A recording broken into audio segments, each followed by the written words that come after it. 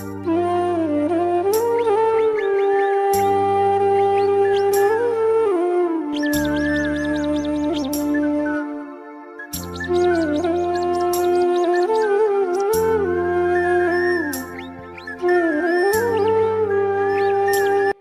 Morning আমার প্রিয় বন্ধুরা, সবাই কেমন আছো? আশা করি যে যেখানে আছো ভালো আছো, সুস্থ আছো। আমিও ভালো আছি।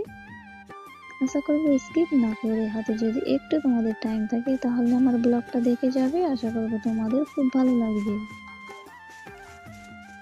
আজকে শনিবার আর ঘড়ির কাঁটায় বাজে সকাল 7টা। এখন থেকে ব্লগটা আমি শুরু করছি তোমাদের সাথে নিয়ে। তো দেখো বন্ধুরা, সকালে উঠে আমি ঝাঁটটা দিয়ে নিচ্ছি প্রথমে, তারপরে দিয়ে আমি থালা বাসনগুলো মেজে নেব। দেখবে ঝাঁটটা আগে দিয়ে নিলে মনটা ফ্রেশ ফ্রেশ লাগে আর সব কিছু কাজ করতেও ভালো লাগে। তাই জন্য আমি প্রথমে উঠে ঝাঁটটা দিয়ে নিচ্ছি। বন্ধুরা, আমাদের এখানে এত মেঘলা করে আছে আর মানে পুরো বৃষ্টি হবে হবে ভাব, আর যেন কেমন ভালো লাগছে না। মেঘলা করে থাকলে তো আমার ভালো লাগে না। তো যাই হোক, আমি ঝাঁটটা দিয়ে নিয়ে আমি পুকুর ঘাটে চলে এসেছি।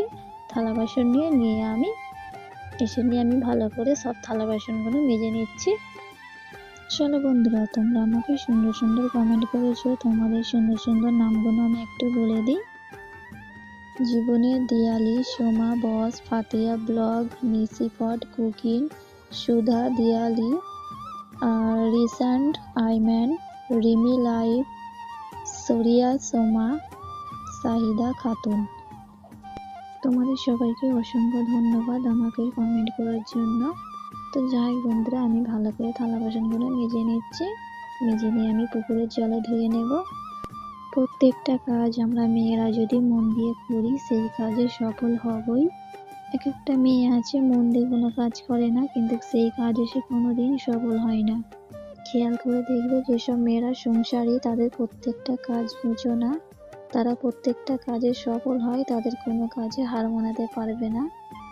যাই হোক বন্ধুরা, আমার থালা বাসনগুলো মাজা হয়ে গেছে। এবার আমি হাঁড়ি দুটো মেজে নেব, নিলে আমার মাজাটা কমপ্লিট হয়ে যাবে। ততক্ষণ বন্ধুরা তোমরা দেখতে থাকো।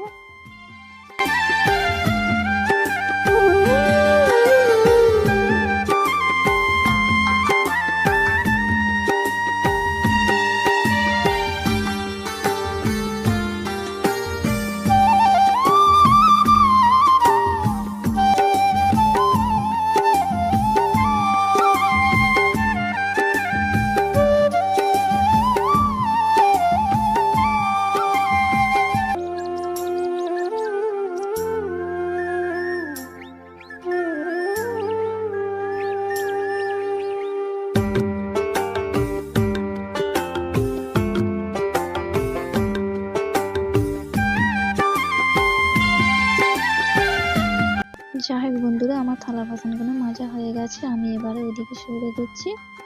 তো আমি পুকুরের জলে ভালো করে ধুয়ে নিচ্ছি। তো বন্ধুরা, আমার ধোয়া হয়ে গেছে, আমি অফ ক্যামেরায় ধুয়ে নিয়েছি সব। আজকে আর চা খেতে ভালো লাগছে না। মা দুটো কেক এনেছে, এনে বলে তোরা দুগুনে দুটো খেয়ে নে। চায়ের জোগাড় আছে কিন্তু চা করিনি, ভালো লাগছে না চা খেতে। তো যাই হোক, আমি আর বোন দুটো খেয়ে নিচ্ছি।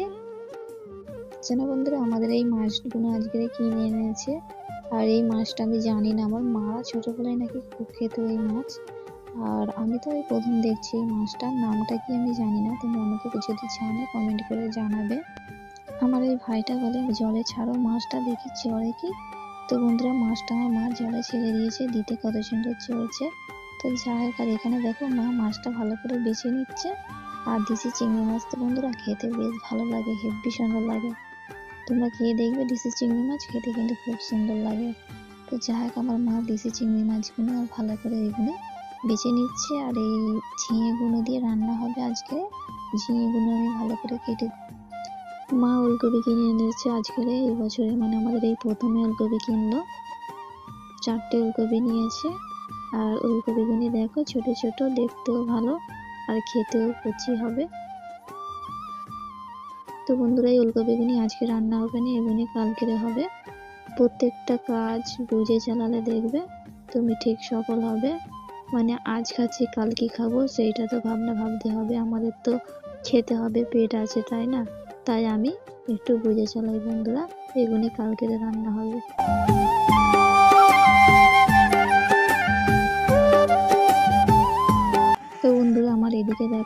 ঝিঙে আর চিংড়ি মাছের তরকারিটা কত সুন্দর হয়েছে। আমার রান্নাটা এদিকে কমপ্লিট হয়ে গেছে। আর 4টে ডিম নিয়ে কালিয়া করে নিয়েছি। শুধু ওই দিয়ে খাওয়া হবে না, তাই জন্য 4টে ডিম নিয়ে কালিয়া করে নিয়েছি। তো বন্ধুরা আমরা খাওয়া দাওয়া করতে বসে গিয়েছি।